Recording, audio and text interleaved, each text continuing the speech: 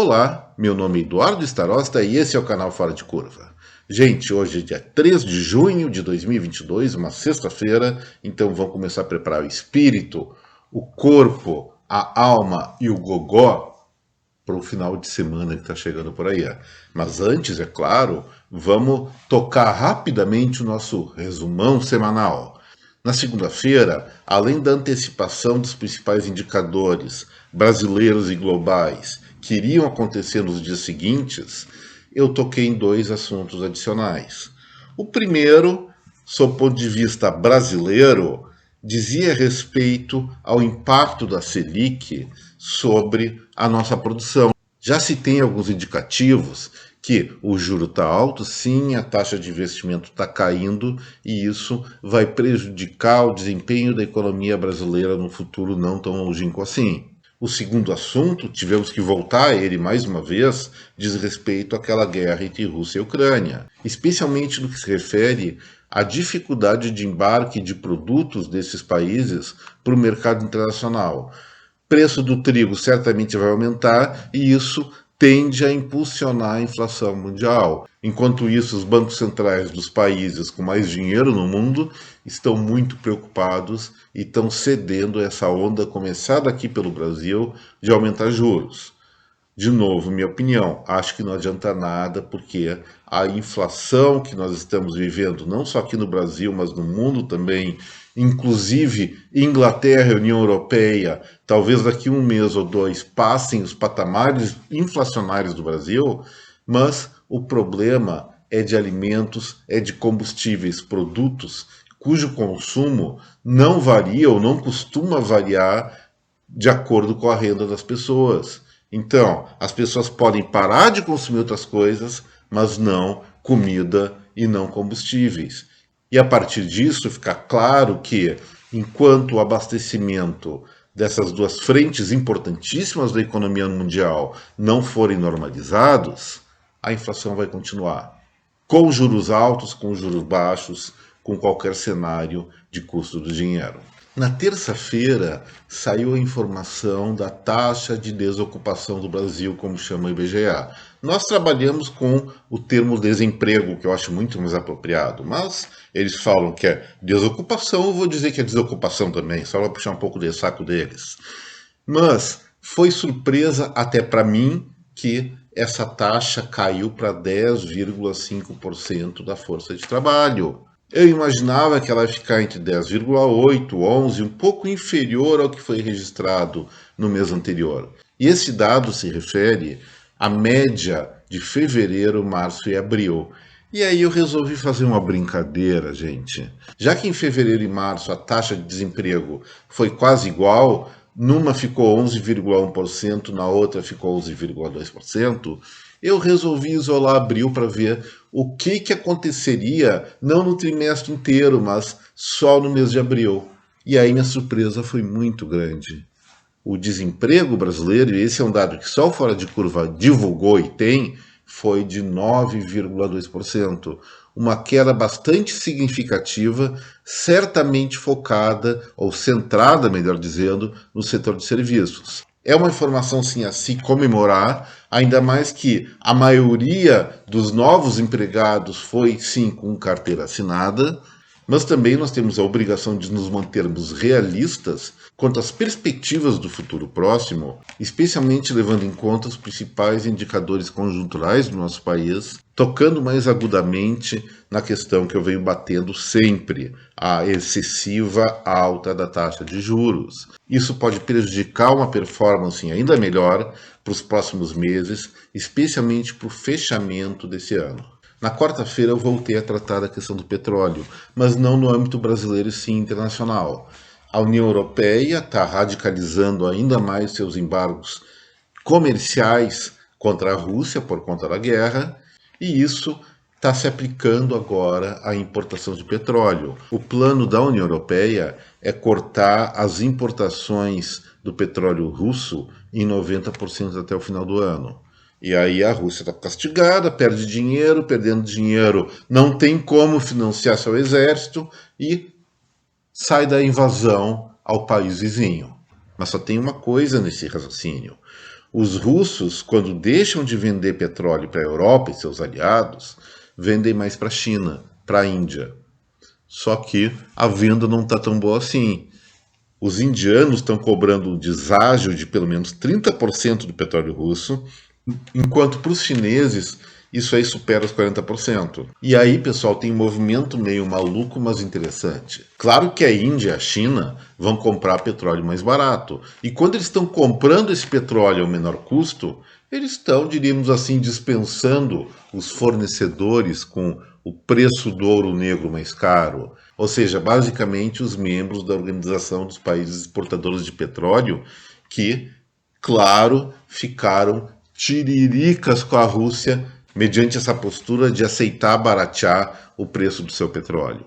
E aí, OPEP, deixando de vender para a China e Índia, os dois países de grande porte que atualmente mais crescem no mundo, tem um problema aí. Como é que vai ser resolvido? Parte do petróleo que eles deixam de vender para essas duas nações, claro, vai para a Europa compensar a queda da importação dos russos, mas não é o suficiente. Sobra petróleo. E se sobra petróleo, gente, para onde que ele vai? Tem que ir para o mercado. Tendência de queda de preços. Espero que secundariamente esse cenário se consolide, porque o cenário primário e preferencial é acabar a guerra, normalizar tudo, mas vamos ser realistas, né? Isso aí não vai acabar tão cedo. Pelo menos as sanções comerciais vão continuar por um bom tempo ainda. Então, perspectivas não 100% corretas, mas uma grande probabilidade de, no médio prazo, o petróleo ter seu preço reduzido no mercado internacional. Não vai ser uma grande queda, mas pode ser algo que realmente dê uma remediada nas situações mais tensas da inflação global e nas pressões políticas dos países, porque o petróleo está muito caro e a oposição de qualquer lugar onde o petróleo está caro não vai culpar os exportadores e sim os seus governantes. É assim, a política, não só brasileira, mas a mundial, é cheia de retórica e cheia de enganações na hora de buscar os votos. Lamentavelmente é isso. Vamos ser realistas de novo. E na quinta-feira foi um festival, gente. Até fui xingado por um sujeito de uma rede de WhatsApp que eu participo. O cara em inglês me xingou de participante da quadrilha do Nove Dedos. Não sei a quem ele quer se referir, mas eu não pertenço a quadrilha nenhuma, sou um cara da paz, mas argumentos eu discuto.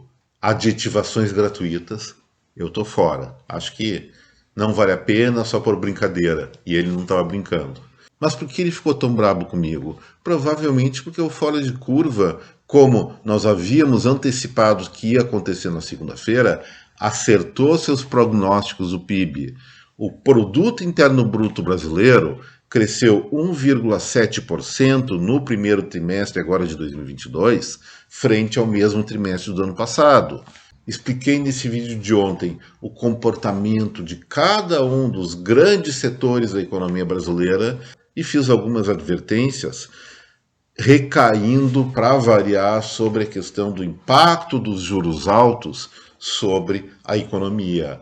A formação bruta do capital fixo, que é a taxa de investimento, nesse primeiro trimestre caiu muito, não me lembro o percentual agora, quem tiver curiosidade, vai lá no Fora de Curva de ontem que está bem divertido. Mas caiu muito, e isso significa que menos investimentos vão ser materializados nos próximos meses. Acontecendo isso, o ritmo de crescimento da economia brasileira, não só na indústria, no comércio, mas também em agricultura e serviços, tende a não crescer tão facilmente. Foi essa ameaça que eu apontei como fator que pode esfriar o desenvolvimento brasileiro nos próximos trimestres, e o sujeito, que eu não vou dizer o nome aqui, ficou muito brabo, mas de uma maneira muito mal educada também. Isso ele tem que tratar com ele mesmo. Mas continuando, gente. Então hoje, sexta-feira, a minha advertência vai também para a análise do PIB. Uma coisa que faltou nas minhas palavras de ontem. Olha só, pessoal.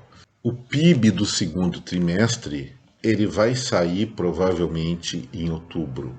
Algumas semanas ou alguns dias antes das eleições.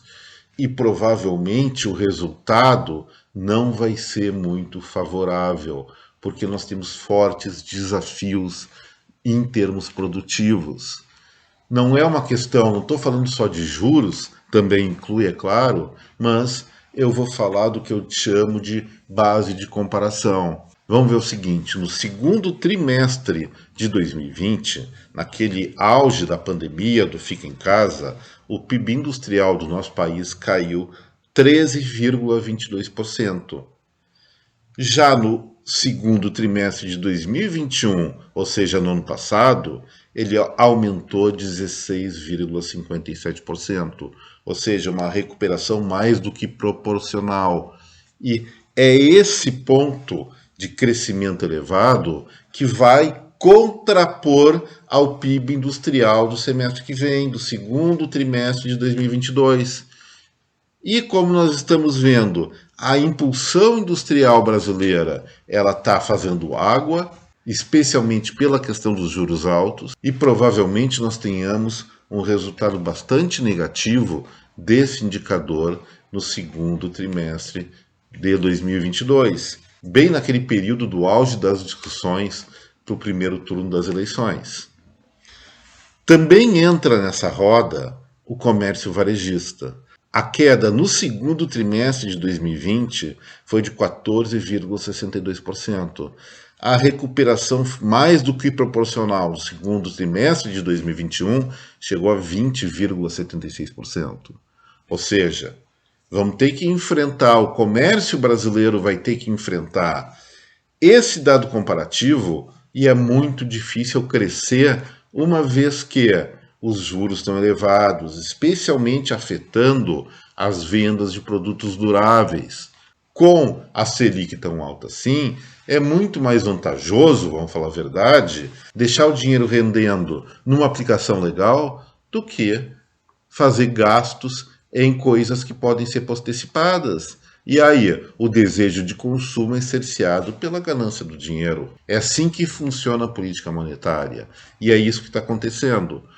Outro fator que pode comprometer o PIB do segundo trimestre, aí não tem mais como consertar, porque os dados estão na mesa já, é exatamente a produção agrícola. Aqui no Sul, especialmente Rio Grande do Sul e Santa Catarina, já falei isso ontem na análise do PIB, nós tivemos uma brutal quebra de safra, especialmente de soja e milho. Só esqueci de lembrar uma coisa: a colheita de soja aqui não é só março, entra abril, entra maio, ou seja, segundo trimestre. E isso vai afetar o PIB agrícola exatamente do segundo trimestre do ano, que vai se comparar ao mesmo período do ano passado. Então, pessoal, nós já percorremos agora 2/3 do segundo trimestre sob juros elevadíssimos e com esse desafio pela frente. Se eu tivesse na posição das autoridades econômicas agora, olhando para as eleições que vão acontecer, e esse é o indicador que vai chegar, como eu falei, alguns dias antes das eleições, eu daria uma corrida braba para aproveitar junho no sentido de impulsionar não só as vendas do varejo de serviços, mas também criar melhores condições para acelerar a produção industrial, fazer programas especiais, sei lá. Porque o dado final do segundo trimestre, vou voltar a tocar nisso, se não houver alterações nesse mês de junho no que nós estamos enxergando, tende a ser muito preocupante, especialmente no que se refere ao poder de explicação de uma autoridade sobre a queda do desempenho da economia. O aviso foi dado.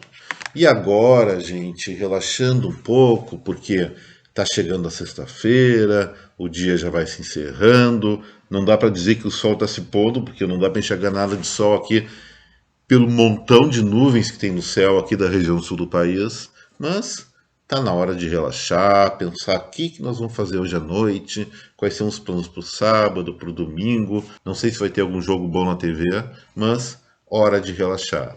Para começar esse relaxamento, o Fora de Curva sempre oferece algumas rápidas historinhas, crônicas sobre o que acontece no dia a dia do Brasil e do mundo. E vamos começar falando então de romance, né?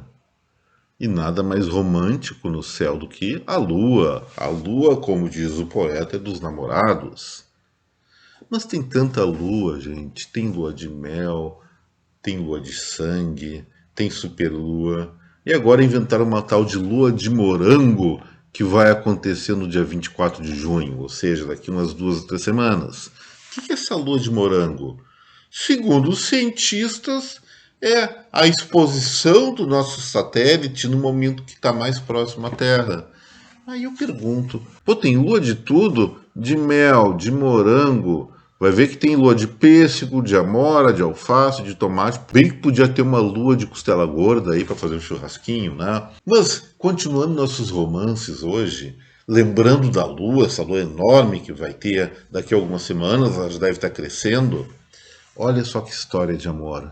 Uma história de amor com perigo, com aventura e um final inesperado. Uma menina que mora lá em Bangladesh, chamada Krishna Mandal, de 22 anos, ela é frequentadora das redes sociais, especialmente o Facebook, e nessa rede ela acabou conhecendo um indiano, país vizinho ali, se apaixonou pelo menino e os dois resolveram casar. Mas para que as núpcias realmente acontecessem, o casamento, a cerimônia, tudo, ela teve que sair da casa dela na direção do prometido, do futuro marido. Só que ela não tinha visto para a Índia. Como é que ela ia fazer? Resolveu fazer a maior aventura por amor. Primeiro atravessou uma floresta cheia de tigres. Os tigres não pegaram ela. Depois nadou por 1 hora para atravessar um rio cheio daqueles crocodilos com boca de 3 metros de altura. Os crocodilos não pegaram ela. Conseguiu chegar na Índia, encontrou o futuro marido, se casaram, acabou a história com final feliz. Nada disso. Os tigres não pegaram ela, os crocodilos não pegaram ela. Mas a polícia de imigração da Índia pegou sim e botou ela no xilindró. Parece que vai ser deportada. Espero que isso não encerre uma bela história de amor. Mas que aconteceu, aconteceu. E as núpcias dos pombinhos acho que vai ter que ser adiada pelo menos por algumas semanas. E agora, já que está chegando o final de semana, vamos encerrar o Fora de Curva com uma recomendação dos cientistas. Agora é ciência pura. Dicas de longevidade. O que evitar na alimentação? Carnes vermelhas. O que comer moderadamente?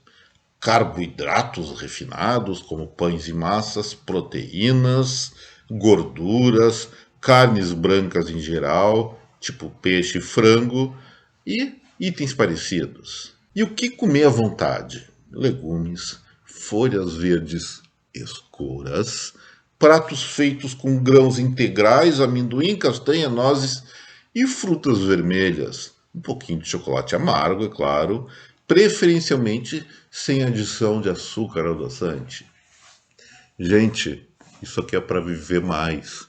Mas qual é a graça da vida sem uma alimentação legal que a gente possa festejar? É aquela coisa, viver mais para não viver não vale a pena. Vamos cometer, lógico que sem excessos, alguns pecadinhos contra a nossa longevidade total, porque uma vida boa é aquela que, lógico, a gente chega a uma idade legal, mas aproveitando, não simplesmente usando esse nosso corpite aqui como uma embalagem a ser preservada indefinidamente. Grande parte das principais lições que nós levamos dessa vida é usando o corpo. Então, vamos ser responsáveis, mas não radicais, não fundamentalistas. E com essa, gente, o Fora de Curva de hoje fica por aqui. Espero que você tenha um excelente final de semana, aproveite bem, porque segunda-feira sempre vem mais bagunça por aí. Mais uma vez, agradeço a atenção de cada um de vocês por ter assistido este vídeo até o final. Um forte abraço em cada um. E não esqueçam, inscrição no canal, deixar o like e compartilhar esse material com a sua rede de contatos. Se aprovado, é claro. Se não aprovar, pode deixar de lado. Então, um forte abraço em cada um. Um belo de um final de semana. Aproveitem bastante. Até breve. Tchau.